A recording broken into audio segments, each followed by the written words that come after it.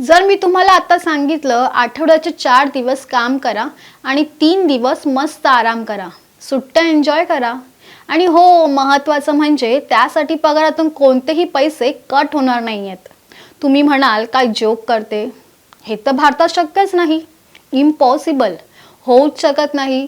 इथे गाढवासारखं काम आणि माणसांची मारामार, त्यात ट्रॅफिकची कटकट वेगळीच, हक्काच्या सुट्ट्या घेण्याचे सुद्धा वांदे. आठवड्यातून 3 दिवस सुट्ट्या मिळूच शकत नाही. पण थांबा, मी तुम्हाला आत्ता सांगितलेली माहिती 100% खरी आहे. आता आठवड्याचे 4 दिवस काम करा आणि 3 दिवस वीकेंड फुल एन्जॉय करा. ही फक्त कल्पना नाहीये, तसं ट्विट खुद्द कामगार मंत्रालयानं केलंय. भारतातील काही प्रमुख शहरं आहेत जिथे 5 दिवसांचं टाइम टेबल फॉलो केलं जातं. दिल्ली, गुरुग्राम, नोएडा, मुंबई, बेंगळुरू, हैदराबाद आणि पुण्यातील बहुतेक ऑफिसेस आठवड्यातून 5 दिवसांचं टाइम टेबल फॉलो करतात. वाढत्या कामामुळे कर्मचारी आठवड्यातून फक्त 4 दिवस काम करण्याची इच्छा व्यक्त करतात आणि 3 दिवस सुट्टी घेण्याकडे त्यांचा कल असतो. जपान, स्पेन आणि जर्मनी यांसारख्या काही देशांमधील कंपन्या 4 दिवसांच्या कामाच्या आठवड्याच्या वेळापत्रकाचा प्रयोग सुद्धा राबवताना आपल्याला दिसतायत. 4 दिवसांचा कामाचा आठवडा हा ऑप्शन आहे. हा केवळ एक पर्याय आहे ज्यावर कंपनी आणि कर्मचाऱ्यांच्या सहमतीनं हा अंमलबजावणी या कायद्याची होऊ शकते.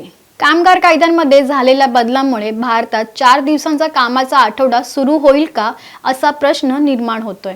नेमकं काय नियम बदलणार आहेत, कोणत्या कंपनी किंवा कोणत्या कामगारांना हे नियम नवीन लागू होणार आहेत, काय अटी असणार आहेत, तुमच्या सगळ्या प्रश्नांची उत्तरे या व्हिडिओमधून तुम्हाला नक्की मिळतील. त्यासाठी हा व्हिडिओ शेवटपर्यंत नक्की पहा. नमस्कार, मी प्रज्ञा श्रीकांत वाळुंज आणि तुम्ही पाहत आहात महाराष्ट्र टाइम्स ऑनलाईन. नवीन कामगार कायद्यानुसार आठवड्याला 4 दिवस काम आणि 3 दिवस सुट्टी मिळणार आहे. कामगार मंत्रालयानं ट्विट करून तशी माहिती दिली आहे. त्यामुळे कुठे खुशीचा माहोल आहे तर कुठे नाराजी. काही जण या नवीन कायद्यामुळे ट्रिपच्या प्लॅनिंगला लागलेत तर काही जण नाराज आहेत. पण नेमका नवा कायदा काय सांगतो हे पाहण्याआधी कामगार मंत्रालयानं काय ट्विट केलंय ते पाहूया. कामगार आणि रोजगार मंत्रालयानं एक्सवर पोस्ट केली आहे. या पोस्टमध्ये मंत्रालयानं 4 दिवसांच्या कामाच्या आठवड्याच्या शक्यतेची पुष्टी केली आहे, ज्यामध्ये असं म्हटलंय नवीन कामगार कायदे आठवड्यातून जास्तीत जास्त 48 तास कामाचे तास मर्यादित करतात. त्यांच्या पोस्टमध्ये कामगार मंत्रालयानं 4 दिवसांचा कामाचा आठवडा शक्य करणाऱ्या काही अटी स्पष्ट केल्या आहेत. कामगार मंत्रालयानं पुढे जाऊन असंही म्हटलंय की सुधारित कामगार संहिता 12 तासांच्या कामाच्या आठवड्याचे फ्लेक्झिबल वेळापत्रकानुसार आठवड्यातील उर्वरित 3 दिवस पगारी सुट्ट्या मिळतात. याचा अर्थ असा की जर एखादी कंपनी 12 तासाच्या शिफ्टसाठी सहमत असेल तर कर्मचाऱ्यांना फक्त 4 दिवस काम करावे लागेल आणि उर्वरित 3 दिवस सुट्टी असेल. ही एक अट असणार आहे अशी माहिती ट्विट करून कामगार मंत्रालयानं दिली आहे. या नवीन कामगार कायद्यातील कामांच्या तासांबाबत स्पष्टीकरण दिल्यानंतर अनेक कंपन्या आणि कामगारांमध्ये संभ्रम निर्माण झाला होता. नेमकं कायदा काय सांगतो ते मी अगदी सोप्या भाषेत तुम्हाला समजावून सांगते. नवीन कामगार कायद्यानुसार कर्मचाऱ्यांसाठी आठवड्याचे एकूण कामाचे तास निश्चित करण्यात आले आहेत. याचा अर्थ कंपनीने आठवड्यात ठरवून दिलेले एकूण तास पूर्ण करणे आवश्यक आहे. 4 दिवसांचा आठवडा स्वीकारला गेला तर दिवसाला 12 तास काम करावं लागणार आहे आणि आठवड्याचे एकूण कामाचे तास पूर्ण होतील. नवीन कामगार कायद्यानुसार कर्मचाऱ्यांसाठी आठवड्याचे एकूण कामाचे तास निश्चित होणार आहेत. जर 4 दिवसांचा आठवडा स्वीकारला गेला तर दिवसाला 12 तास काम करावं लागणार आहे आणि आठवड्याचे एकूण कामाचे तास पूर्ण होतील. एकूण कामाचे तास न बदलता कामाचे दिवस कमी केल्यास एका दिवसाला तब्बल 12 तास काम करण्याची अट आहे. त्यामुळे कर्मचाऱ्यांना आठवड्यात 3 दिवस सुट्टी मिळू शकेल. जर तुम्ही 4 दिवसांच्या आठवड्यात 12 तासाहून अधिक काम केलं, अधिक वेळ कंपनीला दिला तर नवीन कामगार कायद्यानुसार तुम्हाला योग्य मोबदला हा द्यावा लागणार आहे. पगाराव्यतिरिक्त ओव्हरटाईमसाठी अधिक पैसे कंपनीला मोजावे लागणार आहेत. इतर देशांमध्ये कामगार कायदा काय सांगतो, चीन, अमेरिका वा जपान असो, तिकडे नेमकं कशा पद्धतीनं कामगार कायदा काम करतो, कशा पद्धतीनं काम चालतं, आपण तेही पाहूया. चीन त्यांच्या कामाच्या 996व्या पॅटर्नसाठी चीन ओळखला जातो. यात कर्मचारी आठवड्याचे 6 दिवस सकाळी 9 ते रात्री 9 पर्यंत काम करतात.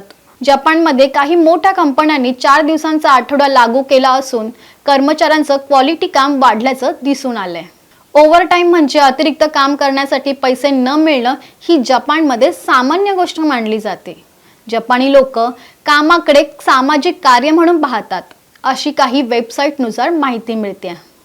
स्पेन सरकारच्या पाठिंब्याने अनेक कंपन्यांमध्ये 4 डे वर्क वीक हा पायलट प्रोजेक्ट राबवण्यात आलाय. जर्मनीतील काही उद्योगांमध्ये आठवड्यात 4 दिवस काम करून उत्पादनात वाढ झाल्याचं रिपोर्ट सांगतात. आइसलँडमध्ये जवळपास 90% लोक आता कमी तास काम करतात किंवा आठवड्यातील कामाचे दिवस कमी करण्याचा त्यांना अधिकार आहे. कोणत्या सेक्टरमध्ये हा नवीन कामगार कायदा लागू होण्याची शक्यता आहे, आपण हे सुद्धा पाहूया. IT आणि सॉफ्टवेअर कंपन्या, स्टार्टअप्स, मल्टीनॅशनल कॉर्पोरेट कंपन्या, तर दुसरीकडे मॅन्युफॅक्चरिंग, उत्पादन उद्योग, आरोग्य सेवा, वाहतूक आणि अत्यावश्यक सेवांमध्ये हा पॅटर्न लागू होणं कठीणच आहे. या नवीन कामगार कायद्याचे जसे फायदे आहेत तसे तोटेही. काहींना हा कायदा मान्य असेल, पण काहींना याची अडचण होऊ शकते. पण काही जण सकारात्मकही असतील तर काही जण नकारात्मक. शेवटी प्रत्येकाच्या पर्सनल टाइम टेबलवर हे सगळं काही अवलंबून आहे. प्रत्येकाच्या आवडी आणि जबाबदाऱ्यांवर हे अवलंबून आहे. काहींना काम आणि खासगी आयुष्य हे दोन्ही हवं असतं.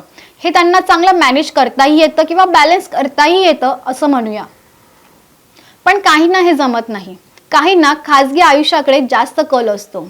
त्यांना कौटुंबिक वेळ जास्त हवा असतो. पण काहींचा कल प्रोफेशनल लाईफ म्हणजे ऑफिसकडे जास्त असतो. प्रत्येक कायद्याचे फायदे आणि तोटे दोन्ही असतात. या कायद्याचे देखील फायदे आणि तोटे दोन्ही आहेत. पण आपण सुरुवातीला फायदे काय आहेत ते पाहूया. कर्मचाऱ्यांना कुटुंबासाठी आणि स्वतःच्या वैयक्तिक आयुष्यासाठी अधिक वेळ मिळेल. कामाच्या ठिकाणी अधिक सकारात्मक वातावरण निर्माण होऊन कर्मचाऱ्यांचे जीवनमान सुधारण्यास मदत होईल. या नवीन कामगार कायद्यामुळे वर्क लाईफ बॅलन्स करता येईल. आठवड्यातून पूर्ण दिवस कुटुंबाला देता येईल. जी लोक कामासाठी बाहेरगावी राहतात, PG राहतात, त्यांना त्यांच्या गावी जाणं शक्य होईल. ऑफिस आणि कुटुंबाला दोन्हीकडे वेळ देता येईल. 3 दिवसांच्या सुट्ट्यांमध्ये तुम्ही तुमची फिरण्याची किंवा इतर हौसही पूर्ण करू शकता. यामुळे तुम्ही 4 दिवस ऑफिसचे काम करण्यासाठी फ्रेश असाल. आणि जर तुमचा मूड फ्रेश असेल तर ऑफिसच्या कामांमध्ये तुम्हाला चांगलं आउटपुट देता येईल. यामुळे मानसिक आरोग्य सुधारू शकतं. आता हे झाले फायदे. तोटे काय आहेत तेही पाहूया. आठवड्यातून 4 दिवस काम म्हणजे तुम्हाला तरतुदीनुसार दिवसाचे तब्बल 12 तास काम करावं लागणार आहे. मानपाट एक होणार हे नक्की. यामुळे शारीरिक थकवा येऊ शकतो. त्यात फॅक्टरी वर्करसाठी हे धोकादायक होऊ शकतं. महिलांसाठी तर अवघडच आहे, कारण महिलांना रोजचा दिनक्रम बदलेल. घरच्या जबाबदाऱ्या कधी पार पडणार हा गंभीर प्रश्न महिलांसमोर उभा असेल. कारण भारतात 80 ते 90% स्त्रिया घरच्या जबाबदाऱ्या सांभाळून ऑफिस सांभाळतात. घरी वेळ देणं अशक्य होऊन बसेल आणि त्यांची घरची ड्युटी संपली की ऑफिसची ड्युटी सुरू असते. आणि भारतीय स्त्री कधीही कोणत्या ड्युटीमधून फ्री होत नसते. त्यामुळे महिलांसाठी हा नवीन कामगार कायदा कठीणच आहे. यात ठळकपणे 30 दिवसांची सुट्टी जरी जारी केली असली तरी कामाचे तास वाढणार आहेत. ते काही कमी होणार नाहीयेत. सलग 12 तास कामामुळे कितपत क्वालिटी काम होईल यावरही शंकाच आहे.